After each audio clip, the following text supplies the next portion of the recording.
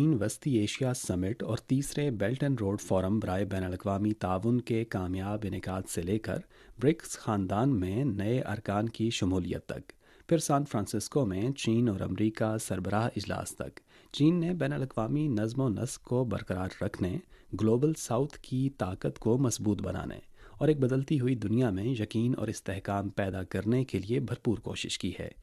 2024 میں سورج کی پہلی کرنوں کا خیر مقدم کرتے ہوئے سخت محنت کرنے والے چینیوں نے جدوجہد کے نئے سفر کا آغاز کیا ہے۔